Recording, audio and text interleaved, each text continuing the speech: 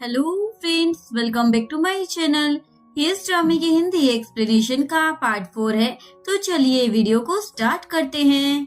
Next day Mangu का farm किसी ने उजाड़ दिया होता है और इक्की के एप्पल भी किसी ने चुरा लिए थे और अंकल के स्वीट पोटैटो कोई ले गया होता है। तो ये सारे लोग इसी बारे में बात कर रहे होते हैं। घर आकर अंकल बोलते हैं, जिसने भी मेरे स्वीट पोटैटो चुराए हैं ना, उसको मैं नहीं छोड़ने वाला। ये सुनकर हान तो डर जाता है क्योंकि स्वीट पोटैटो उसी ने चुराए थे। अंकल बोलते हैं, ये चोर है ना, मुझे कपल लग रहा है क्योंकि मुझे मेरे खेत में एक औरत और एक आदमी दोनों के ही फुटप्रिंट दिखाई दिए हैं। रात में ये सारे गांव वाले पेट्रोलिंग करने के लिए निकल जाते हैं। वहाँ पर समजून और इजी दोनों ही लड़कियाँ युग से चिपक रही होती हैं। दूसरी ओर ये तीनों भी पेट्रोलिंग कर रहे होते हैं। इधर संदूक अकेला पड़ जाता है। तभी वहाँ पर मियंक आ जाती है। मियंक उसे अपना दुखड़ा सुनाने लग जाती है, मैं बहुत ही ज्यादा अकेली पड़ गई हूँ। जिसके बाद संदूक उसे गले लगा लेता है। तभी वहाँ पर अंकल और संदूक की मोह मानी लग जाती है। उसके बाद संदूक फिर से मियंक को तारोली में लेकर छुप जाता है और अंकल फिर से उसके ऊपर सुसु की बारिश कर देते हैं। इधर हान सियून को ढूंढ रहा होता है। सियून उसे फिर से खुदाई करते हुए मिल जाती है। हान बोलता है, कल तो तुम इतने सारे स्वीट पोटैटो ले गई थी ना, आज तुम फिर से यहाँ पर क्या करने आई हो। तभी वहाँ पर मंगू और मिसेस किम आने लग जाते हैं। तो ये दोनों वहीं पर छुप जाते हैं। मिसेस किम और मंगू वहाँ से बस जाने ही वाले थे, लेकिन तभी हान की रिंगटोन बजने लग जाती है। मंगू बोलता है, कौन है वहाँ पर। तो हान अपने प्यार को बचाने के लिए खुद सामने आ जाता है। वो बोलता है, मुझे स्वीट पोटैटो पसंद है, इसलिए मैं उन्हें हार्वेस्ट कर रहा था।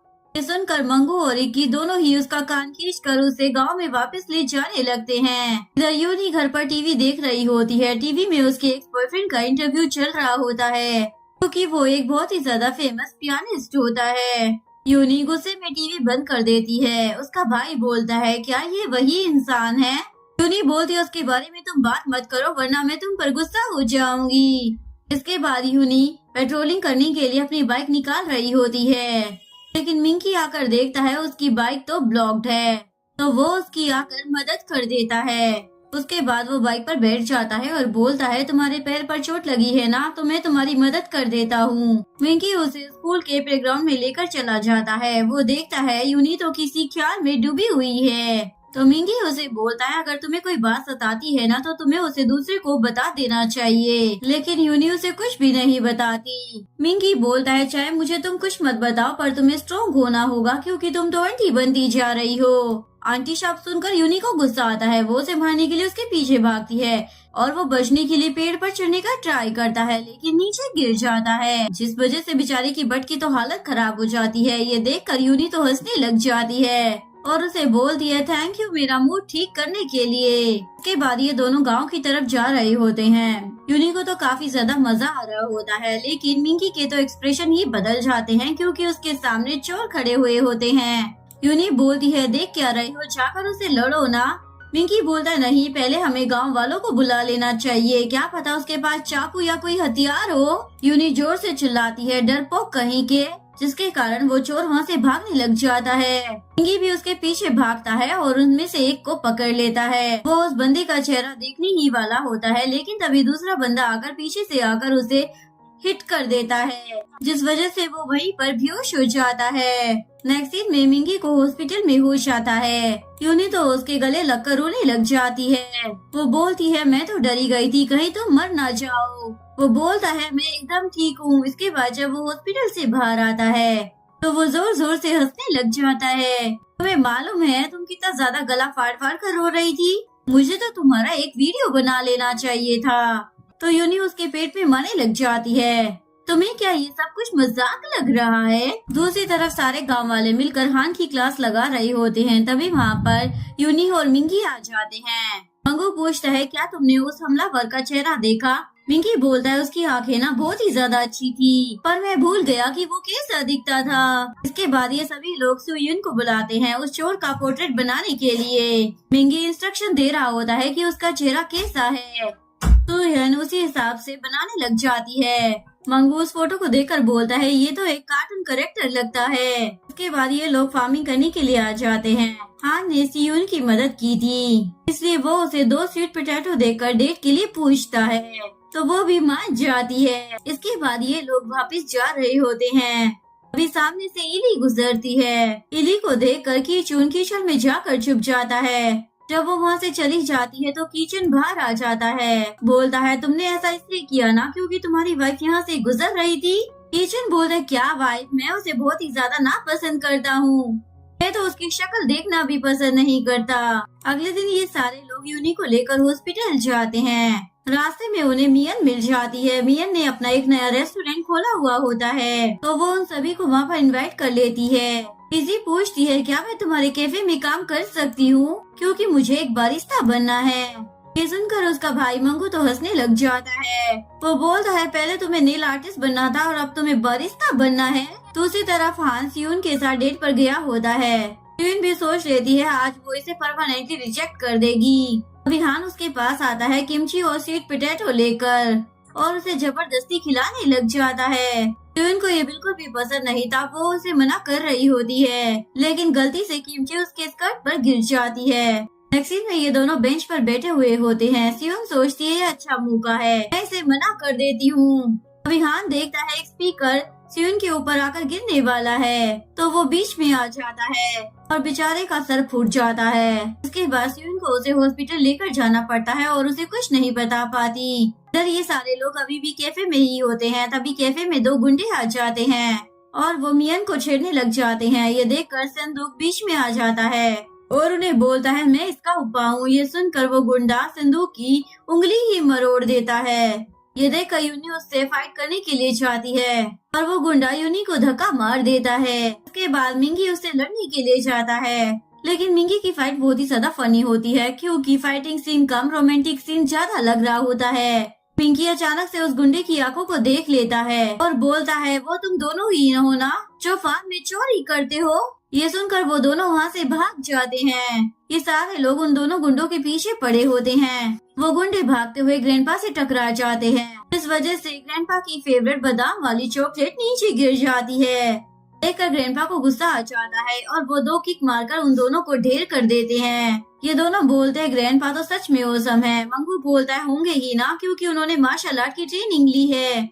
इसके बाद ये सभी लोग घर वापस आ जाते हैं। मिंगी तो अपने कारनामे की तारीफें किए जा रहा होता है। यूनी बोलती है बस भी करो, तुमने कुछ नहीं किया था, वो सब कुछ ग्रैंडपा ने किया है। अभी मिसेस किम एली को लेकर वहाँ पर आ जाती है। वो बोलती है मुझे एली की 1-2 फोटो खिंचवानी है क्योंकि एली की मोम का बर्थडे आ रहा है और वो अपनी फोटो अपनी मोम को भेजना चाहती है। ये सुनकर आंटी एली को मेकओवर करने के लिए ले जाती है। किचन बोलता है ये चाहे जितना मर्जी मेकअप थोपले पर भूत ही लगेगी। जैसे ही एली तैयार होकर आती है तो किचन के मुंह से खाना निकल जाता है। युक बोलता है किचन तुम्हारी दुल्हन तो सच में बहुत ही ज्यादा प्रीटी है। किचन सोचता है ये तो सच में बहुत ही ज्यादा सुंदर है। एली की फोटो ले रही होती है। वो उसे बोलती है स्माइल करो। एली स्माइल करने लग जाती है। किचन सोचता है इससे ज्यादा तो इसकी स्माइल प्रीटी है। अचानक से उसकी हार्ट बीट बहुत ज्यादा तेज हो जाती है। मिसेस किम किचन को भी एली के पास बिठा देती है। तुम दोनों की एक कपल फोटो तो होनी ही चाहिए। एली को अपने इतने ज्यादा करीब देखकर किचन की हार्ट बीट तो और भी ज्यादा तेज हो जाती है। तभी हान इस हाल में वापस आ जाता है। उसे देखकर ये सारे लोग तो शॉक हो जाते हैं। किचन बोलता है अच्छा तो तुम सियोन के साथ डेट पर गए थे। हान हाँ बोल देता है। तभी वहाँ पर हिरन आने लग जाती हैं, तो ये लोग म्यूजिक बजाने लग जाते हैं उन्हें भगाने के लिए। तभी वहाँ पर संगयून आ जाती है। वो बोलती है तुम सारे लोग तो बहुत ही ज्यादा कूल हो, तुम लोग इतना अच्छा बजा लेते हो, तो फिर तुम लोग डेब्यू क्यों नहीं करते। मिंगी बोलता किया था, पर जो ये तुम्हारा फेवरेट उपा है ना, इसकी वजह से सब कुछ सत्यानाश हो गया। संगयून पूछती है क्या मैं तुम्हारी मैनेजर बन सकती हूँ, मैं लाइव ब्रॉडकास्ट करती हूँ और मेरे बहुत सारे सब्सक्राइबर हैं। मिंगी बोलता है जो करना है वो करो। संगयून बोलती है आज से ही मैं एक्सीलेंट सोल की मैनेजर हूँ। तभी वहाँ पर इकी आ जाता है और इकी उसका कान खींच कर उसे वापस ले जाता है। अगले दिन मंगू इनके खेत में आता है और इन्हें कैबिज ग्रोइंग के बारे में सिखाने लग जाता है। ये लोग काम कर कर थक जाते हैं। मिंगी बोलता है मुझसे नहीं होगा, तो मंगू बोलता आज मैं तुम्हें स्पेशल रूलर आइटम खिलाऊंगा। ये सुनकर सभी लोग खुश हो जाते हैं, पर मंगू का जो स्पेशल मेन्यू था वो था रोस्टर ग्रास होपर। ये देखकर इन सभी का मूड बिगड़ जाता है, लेकिन मंगू तो बस उसकी तारीफ ही किया जा रहा होता है। जैसे ये लोग एक बाइट खाते हैं तो इन्हें इसका टेस्ट अच्छा लगता है। इसके बाद ये सभी लोग और ग्रास होपर पकड़ने के लिए जा रहे होते हैं। रास्ते में इन्हें इली मिलती है तो मंगू उसे भी अपने इस काम में शामिल कर लेता है। इली तो कीचुन के बाजू में ही बैठी होती है, जिससे कीचुन की हार्ट बीट और भी ज्यादा तेज हो जाती है। कीचुन सोचता है आखिरकार ये मेरे साथ हो क्या रहा है, मैं इससे कोई प्यार व्यार नहीं करता। जब भी मैं डरता हूँ या शौक होता हूँ उस वक्त भी मेरी हार्ट बीट इतनी ज्यादा तेज हो जाती है, इसका मतलब ये प्यार नहीं है। इसके बाद ये सभी लोग ग्रास होपर पकड़ने के लिए पहुँच जाते हैं। इली किचन को बोलती है क्या मैं तुम्हारी मदद कर दूँ? किचन बोलता तुम ना बस मुझसे दूर रहो, मुझे तुम्हारी कोई हेल्प नहीं चाहिए। इली बोलती है देखो तुम ठीक से नहीं कर रहे हो, मुझे देखो मैं कैसे करती हूँ। वो तो 10 सेकंड के अंदर बहुत सारे ग्रास होपर पकड़ लेती है। उसे देखकर किचन की हार्ट बीट तो फिर से तेज होने लग जाती है। वो बोलता है ये मेरे साथ क्या हो रहा है, वो बस ग्रास होपर ही तो पकड़ रही है। इली ग्रास होपर लेकर जब उसके पास आती है तो वो डर की मारी वहाँ से भाग ही जाता है। फरहान तंजीर के पास जाता है उसे रोस्टेड ग्रास होपर खिलाने के लिए, लेकिन वो तो ग्रास होपर को देखकर डर जाती है। बोलती है कुत्ते कमीने सुअर जैसी शक्ल वाले, तुम्हारी हिम्मत भी कैसे हो गई मुझे ये कीड़ा खिलाने की, और तुम खुद को समझते क्या हो, क्या मैं तुझे डेट करूँगी? किचन इली से परेशान होकर वहाँ पर आ रहा होता है। अभी वो हान को रोते हुए देख लेता है तो उससे पूछता है तुम रो क्यों रहे हो? हान बताता है मेरा सियोन के साथ ब्रेकअप हो गया है। किचन बोलता है कल तक तो सब ठीक था, अचानक से आज क्या हो गया? इधर यूनी बर्तन साफ कर रही होती है। मिंग भी उसकी हेल्प कर रहा था और उसे बोलता है मैं तुम्हें पसंद करता हूँ। वो बोलती है मजाक मत करो। वो बोलता है मेरी आंखों में देखो, मैं तुमसे मजाक नहीं कर रहा।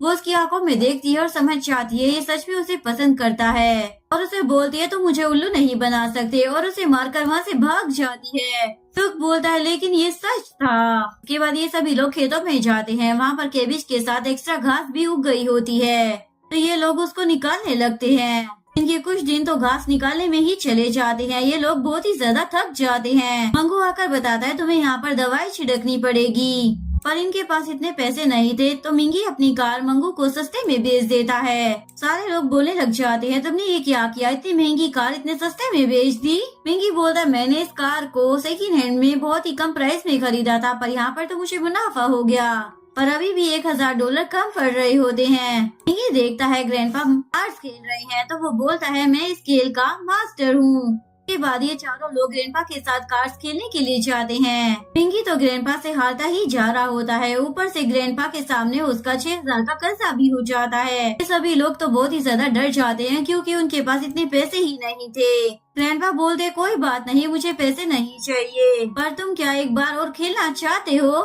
मिंगी मना कर देता है। इसके बाद मिंगी यूनी से पैसे मांगने के लिए चाहता है, लेकिन इन दोनों का झगड़ा हो जाता है। जिसके बाद मिंगी अपने दोस्तों को बोलता है अगर वो मुझसे माफी नहीं मांगेगी तो मैं कभी उसे माफ नहीं करूँगा। तभी उन लोगों के पास संगीन आ जाती है। वो बोलती है मैंने सुना है आप लोगों को पैसों की जरूरत है, मेरे पास तुम लोगों के लिए एक पार्ट टाइम जॉब है।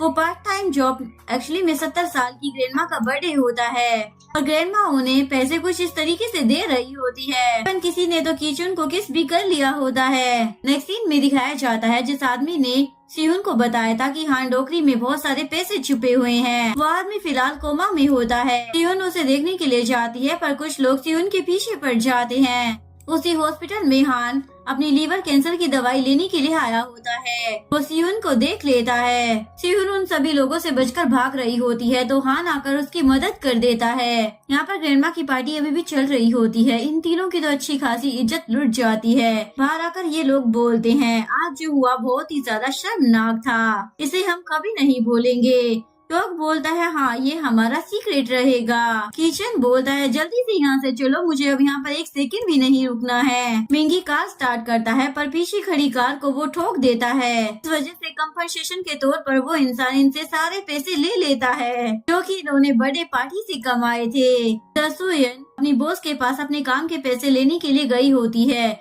लेकिन उसकी बॉस उसे पैसे दे ही नहीं रही होती तो सियुन पुलिस को बुलाने की धमकी देती है तो वो मान जाती है। लेकिन तभी सियोन को ढूंढते हुए कुछ लोग वहाँ पर आ जाते हैं। बॉस बोलती है सियोन तुम यहाँ से भागो, मैं इन्हें हैंडल कर लेती हूँ। सियोन तो वहाँ से भाग जाती है लेकिन वो बॉस वहीं पर फंस जाती है। इधर ये लोग गांव में वापस आ जाते हैं। मिंकी के पास पैसे नहीं थे तो यूनी उसे पैसे देने का सोचती है, लेकिन मिंकी तो उससे बात ही नहीं कर रहा होता। तो यूनी भी सोचती है तो मैं भला इसे पैसे क्यों दूं। एक्चुअली में दोनों ही अपने अपने ईगो में होते हैं। मंगू एटीट्यूड के साथ मिंकी की कार को लेकर निकलता है।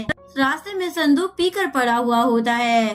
मंगू से बोलता है उठो और देखो ये कार मैंने खरीदी है। मंगू तो अपनी कार का कुछ ज्यादा ही शो ऑफ कर रहा होता है और वो सिंदूक को कार के अंदर आने के लिए बोलता है, जिसके बाद वो अंदर आकर बैठ जाता है। मंगू अपनी कार की तारीफ करते हुए रूफ को खोल देता है। सिंदूक बोलता है मुझे ठंड लग रही है, इसे जल्दी से बंद करो। तो वो बंद करने का ट्राई करता है और बंद तो हो ही नहीं रही होती, जिस वजह से मंगू का ध्यान पीछे चला जाता है। फिर आगे वाली गाड़ी में से कोई सीक्रेट फेंक देता है तो बिल्कुल मंगू के नीचे ही गिरती है। पानी की वहाँ पर आग लग जाती है। दोनों का ध्यान आग बुझाने में होता है। अभी उन लोगों का एक्सीडेंट हो जाता है। नेक्स्ट सीन में ये सभी लोग इन दोनों को देखने के लिए हॉस्पिटल में आए होते हैं। मंगू बोलता है मैं ठीक हूँ, लेकिन मिंकी को देखकर बोलता है तुमने मुझे वो बेकार कार बेची ही क्यों? ये सारी ना तुम्हारी ही गलती है। मिंकी बोलता है मेरी क्या गलती है, तुम ही अच्छे तरीके से ड्राइव नहीं कर रहे होंगे। अंकल पूछते हैं संदूक कहाँ पर है, तो मंगू इशारा कर कर बता देता है। संदूक की ऐसी हालत को देखकर अंकल बोलते हैं क्या वो कोमा में चला गया है? मंगू बोलता है नहीं, उसने बहुत ही ज्यादा ड्रिंक कर ली थी जिस वजह से वो अभी सो रहा है। यूनी बोलती है तुम दोनों तो अपना शरीर टुटवा कर बैठ गए हो। अब डिमोनिस्ट्रेशन स्ट्राइक का क्या होगा? हमारे गाँव से किसी को तो जाना ही पड़ेगा ना, और गांव में तो सारे बूढ़े हैं। तो मंगू बोलता है मिंकी जाएगा क्योंकि ये सारी उसी की गलती है। मिंकी बोलता है ये मेरी गलती नहीं है तो मैं क्यों जाऊं? मंगू बोलता है आज से तुम्हारा फार्म मेरा हुआ, मैं उसकी पूरी जिम्मेदारी लेता हूँ। तुम्हें जो भी चाहिए होगा मैं तुम्हें दूंगा। ये सुनकर मिंकी मान जाता है, लेकिन यहाँ पर आने के बाद भी ये दोनों लड़ाई झगड़ा कर रहे होते हैं। अंकल तो उन दोनों के बीच में फंस जाते हैं। वो बोलते हैं बस भी करो तुम दोनों। यहाँ पर डिमोनिस्ट्रेशन स्ट्राइक करने वाले लोग आ रहे हैं। जैसे ही वो दोनों आते हैं तो उनका हाल तो बेहाल हो चुका होता है। उन्हें देखकर ये दोनों तो बहुत ही ज्यादा डर जाते हैं। अगर इन दोनों का ये हाल हुआ है तो हमारा क्या होगा? संदूक को देखने के लिए मैंग हॉस्पिटल में आती है। संदूक पूछता है तुम यहाँ पर कर क्या रही हो? अगर किसी गाँव वाले ने हमें इस तरीके से पकड़ लिया तो? तभी वहाँ पर ग्रैंडपा आने लग जाते हैं तो संदूक मैंग को अपने बेड पर छुपा लेता है। ग्रैंडपा उसे पूछते हैं ये तुम्हें क्या हुआ है? सिंदूक बोलता है मेरा एक्सीडेंट हुआ है ना, इसलिए मेरी पूरी बॉडी सूज गई है। ग्रैंडपा बोलते हैं जरा मुझे देखने दो। संदूक जोर से चिल्लाने लग जाता है मुझे भूख लगी है। तो ग्रैंडपा अपने पास जो बादाम का डिब्बा हमेशा रखते हैं वो उसे बोलते हैं क्या तुम ये खाओगे? वो बोलता है नहीं मुझे पॉरिज खाना है। ये सुनकर ग्रैंडपा वहाँ से चले जाते हैं। पर ये लोग स्ट्राइक में जुट जाते हैं। इनके साथ दूसरे गांव के कुछ लोग भी होते हैं। दोनों काफी थक जाते हैं तो वो यूनी को बोलता है तुम थोड़ा धीरे चलो, लेकिन यूनी धीरे नहीं चलती और जब यूनी थक जाती है तो मिंकी भी धीरे नहीं चलता। मिंकी को बहुत ही ज्यादा गुस्सा आ जाता है तो वो आगे आगे जाने लगता है। यूनी ये देखकर रोने लग जाती है क्योंकि वो काफी ज्यादा थक गई होती है।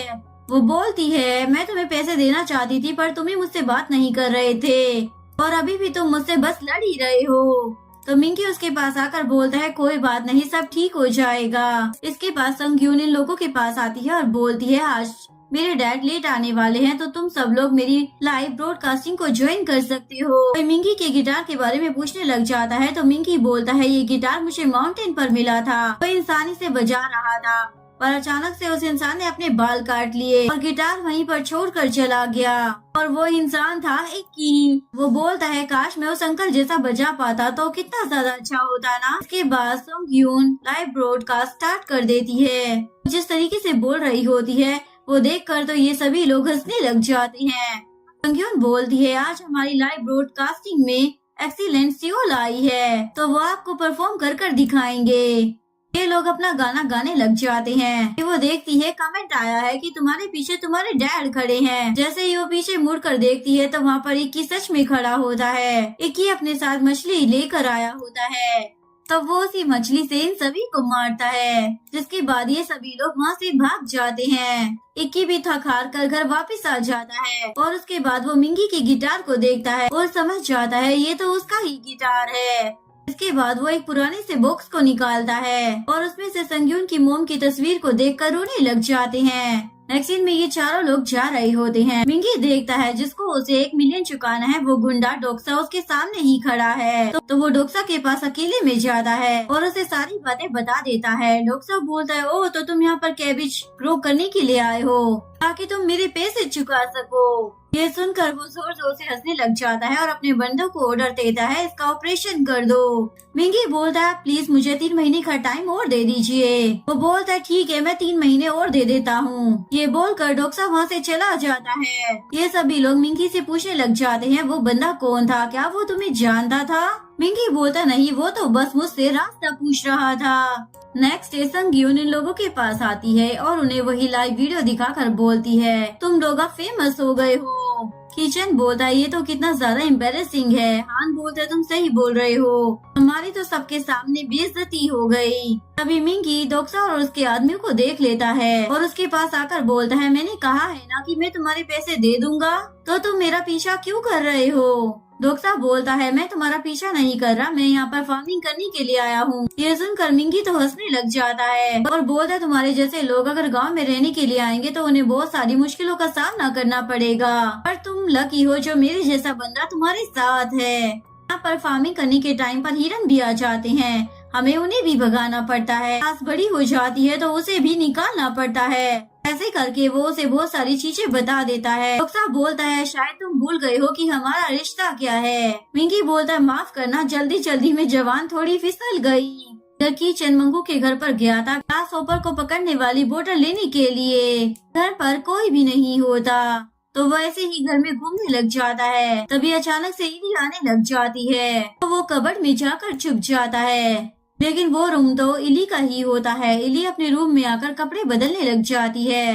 किचन उसे दूर से देख रहा होता है और बोलता है, इसका चेहरा ही नहीं बल्कि इसकी बॉडी भी प्रीटी है। इधर यूनी और युक भी मार्केट से वापस आने वाले होते हैं। युक यूनी को बोलता है, आज मैं ड्राइव करता हूँ। यूनी उसे मना करती है तो युक उसे बोलता है, प्लीज मुझे करने दो। इतना ही नहीं कि वो ड्राइवर सीट पर भी बैठ जाता है। पिछली बार की तरह उसे इंस्ट्रक्शन दे रही होती है, पर युक तो दूसरे रास्ते पर ही चला जाता है। के बाद वो एक जगह पर आकर गाड़ी को रोकता है। यूनी बोलती है, आगे से तुम ड्राइव करने के बारे में सोचना भी मत। युक बोलता है, सॉरी। पर यूनी की नजरें समंदर पर जाती है। वो समंदर को देखकर बहुत ही ज्यादा खुश हो जाती है। युक बोलता है, मैंने तुम्हें काफी टाइम के बाद इतना ज्यादा स्माइल करते हुए देखा है। किचन जब वापस नहीं आता तो ये दोनों मंगू के घर पर बोतल लेने के लिए जाने लगते हैं। दोनों घर पर बोतल ढूंढ रहे होते हैं पर घर पर कोई नहीं था। पर अचानक से इक्की वहाँ पर आ जाता है। इक्की के हाथ में बड़ी सी मछली होती है। ये दोनों देखकर डर जाते हैं, अब हमारा क्या होगा? हान बोलता है, पूछ क्यों रहे हो, क्या होगा? हमें यहाँ से जल्दी से भागना पड़ेगा। इधर ये दोनों काफी टाइम तक समुद्र के किनारे बैठे हुए होते हैं। यूनी को भूख लगती है तो युक उसे रेस्टोरेंट में लेकर चला जाता है। यहाँ पर युक अपने हाथों से यूनी को खिलाना चाहता था पर यूनी उसे ऐसा नहीं करने देती तो युक जोर जोर से चिल्लाने लग जाता है। सभी लोग उन दोनों को देखने लग जाते हैं तो यूनी खा लेती है। यहाँ पर आंटी मिनू को बोलती है, लगता है आज तुम्हारी मोम घर पर नहीं आने वाली। मिंगू बोलता है, युक और यूनी आज दिखाई नहीं दे रही हैं। इधर कीचुन यहाँ पर बैठकर ड्रिंक कर रहा होता है क्योंकि उसे जो देखना नहीं चाहिए था वो उसने आज देख लिया होता है। इधर यूनी और युक ड्रंक हो चुके होते हैं। यूनी बोलती है, तुम तो एक मेडिकल स्टूडेंट हो ना, फिर तुम यहाँ पर क्या कर रहे हो? क्या तुम्हारी फैमिली तुम्हें कुछ नहीं कहती है? युक बोलता है, मेरी मोम 8 साल पहले ही मर चुकी है और मेरे डैड उनके साथ मेरी कुछ खास बनती नहीं है। यूनी पूछती है, तुम्हारी मोम के साथ क्या हुआ था? युक बोलता है, 8 साल पहले मेरी मॉम डिप्रेशन की वजह से मर गई थी। वो हमेशा ही बहुत ज्यादा टफ एक्ट करती थी। वो सभी को दिखाती थी कि वो बहुत ही ज्यादा खुश है, लेकिन अंदर ही अंदर वो बहुत ही ज्यादा डिप्रेस थी। जब वो मरी तब मुझे इस बात का पता चला, इसलिए मैं ये गलती दोबारा दोहराना नहीं चाहता। इसीलिए मैं तुम्हें प्रोटेक्ट करना चाहता हूँ। अगर तुम्हें कोई भी परेशानी हो तो तुम मेरे पास आ सकती हो। युक देखता है कि यूनी बेहोश हो गई है तो वो उसे सोते हुए ताड़ने लग जाता है। अगले दिन यूनी कुछ इस हालत में उठती है। वो युक को उठाती है और उसे बोलती है, जल्दी करो, 8 बज गए हैं, मुझे अपनी बेटी के स्कूल में भी जाना है। उसके बाद वो जल्दी से कार को भगाता है और ऐसे चला रहा था जैसे कि वो प्रोफेशनल ड्राइवर हो। यूनी तो बस उसे देखती ही रह जाती है। दूसरी तरफ स्कूल में फादर मीटिंग स्टार्ट हो जाती है। पहले मंगू आता है। मंगू को देखकर सभी बच्चे उसे दादाजी कहकर चिढ़ाने लग जाते हैं। मंगू का बेटा बस रोने ही वाला होता है। लेकिन तभी वहाँ पर मंगू की वाइफ आ जाती है और सभी बच्चों को वो फॉरेंस के कुछ वर्ड सिखाने लग जाती है, जिससे सारे बच्चे बहुत ही ज्यादा खुश हो जाते हैं। इवन मंगू का बेटा भी। इसके बाद मीनू बहुत ज्यादा परेशान हो जाता है, लेकिन तभी मिंगी अपना गिटार लेकर वहाँ पर आ जाता है और वो अपना गाना गाकर पूरी क्लास को एंटरटेन करता है। यूनी और युग भी वहाँ पर आ चुके होते हैं। मीनू को इतना ज्यादा खुश देखकर उसे अच्छा लग रहा होता है। जब क्लास की छुट्टी हो जाती है तो यूनी अपने बेटे को सॉरी बोलती है। उसका बेटा बोलता है कोई बात नहीं, मिंकी ने सब कुछ संभाल लिया था। देखकर युग को तो थोड़ी सी जलन हो रही होती है। इधर संदूक मियंग के घर पर होता है। मियंग बोलती है मैंने जो तुम्हारे साथ किया, लगता है भगवान उस चीज का बदला मुझसे ले रहा है। मेरे पति ने मुझे डिवोर्स दे दिया और मुझे घर से बाहर निकाल दिया। अब मेरे पास पैसे नहीं है, इस वजह से मैं यहाँ पर रहने के लिए आ गई। ये दोनों यहाँ पर बहुत ही ज्यादा ड्रिंक कर लेते हैं। नेक्स्ट डे ये दोनों देखते हैं तो ये दोनों इंटीमेट हो चुके होते हैं। तभी वहाँ पर मिसेस की माने लग जाती है। ये दोनों ही छुप जाते हैं। ये दोनों सोच रहे होते हैं अच्छा हुआ हम पकड़े नहीं गए, वरना मिसेस किम सभी को ये बात बता देती, क्योंकि मिसेस किम के पेट में तो कोई बात बचती ही नहीं है। इधर दोक्सा इक्की को देख लेता है और उसके पास जाता है। दोक्सा उसे बोलता है क्या तुमने मुझे पहचाना नहीं? तो इक्की वहाँ से जाने लगता है। दोक्सा उसे बोलता है मैं संचूल हूँ, लेकिन इक्की तो ठीक से बोल नहीं रहा होता। तो दोक्सा बोलता है तुम ऐसा क्यों कर रहे हो? फिर वो समझ जाता है कि इक्की अब बोल नहीं सकता है। इसके बाद दोक्सा इक्की के साथ लिख लिख कर बातें कर रहा होता है। इक्की उसे पिछली बातों के लिए सॉरी बोल रहा होता है। यहाँ पर हमें फ्लैशबैक में दिखाया जाता है। यहाँ पर इक्की और दोक्सा का एक रॉक बैंड हुआ करता था। का आज लाइव कॉन्सर्ट था, लेकिन इक्की की वाइफ प्रेग्नेंट होती है, लेकिन वो संगयून को जन्म देते हुए मर जाती है। ये जानकर इक्की कॉन्सर्ट छोड़कर वहाँ पर आ जाता है। प्रेजेंट में दोक्सा बोलता है मुझे माफ करना, मुझे नहीं मालूम था ये सब कुछ तुम्हारे साथ हो गया था। तभी इक्की देखता है कि संगयून ने उन दोनों की सारी बातों को सुन लिया है। संगयून रोते हुए वहाँ से चली जाती है तो इक्की उसके पीछे आता है और उसे समझाने लग जाता है। संगयून भाग रही होती है तो इक्की पहली बार अपनी बेटी का नाम लेता है। ये सुनकर संगयून रुक जाती है। इक्की उसके पास आता है। संगयून बोलती है मेरी मॉम मेरे बर्थडे के दिन ही मर गई, इसीलिए आज तक आपने मेरा बर्थडे सेलिब्रेट नहीं किया। इक्की बोलता है ऐसी बात नहीं है। संगयून बोलती है मैं तो एक बुरी बेटी हूँ, मुझे तो पैदा ही नहीं होना चाहिए था। अगर मैं पैदा नहीं होती तो ये सब कुछ नहीं होता। इक्की बताता है मुझे म्यूजिक में इंटरेस्ट था और तुम्हारी मॉम अलग अलग पार्ट टाइम जॉब कर पैसे कमाती थी और घर को चलाती थी। इसी चक्कर में वो कमजोर हो गई और उसके साथ ये हो गया। ये तुम्हारी नहीं बल्कि मेरी गलती है। संगयून बोलती है इसीलिए आप मुझे हमेशा के-पॉप आइडल बनने से मना करते थे ना। इधर हान बोल रहा होता है किचन हमेशा आजकल खोया खोया सा रहता है। किचन बोलता है तुम्हारी प्रॉब्लम क्या है? पर्सनल स्पेस नाम की भी भला कोई चीज होती है या नहीं? हर वक्त तुम दूसरों की जिंदगी में उंगली क्यों करते रहते हो? किचन टीवी देख रहा होता है। तभी न्यूज आ रही होती है कि यूना कुछ अमीरजादों के साथ बांध में पकड़ी गई है। ये देखकर मिंगी वहाँ से चला जाता है। असली में यूना हमेशा वही काम करती है जो सीईओ से हमेशा करने के लिए कहता है। आज सीईओ से डांट रहा होता है। अब यूना उसके इशारों पर नाचना नहीं चाहती थी तो वो वहाँ से चली जाती है। तभी मिंगी उसके सामने आ जाता है और बोलता है चलो मेरे साथ। अगले सीन में मिंगी यूना को लेकर गांव में आ जाता है। सारे लोग यूना को देखकर शॉक हो जाते हैं। मंगू तो बहुत ही ज्यादा खुश हो जाता है कि उसके घर पर यूना आई है। अगर आपको वीडियो अच्छी लगी हो तो प्लीज वीडियो को लाइक करें, चैनल को सब्सक्राइब करें, न्यू अपडेट्स के लिए बेल आइकन का बटन प्रेस करें। मिलते हैं नेक्स्ट वीडियो के साथ, तब तक के लिए सारांगे बाय बाय।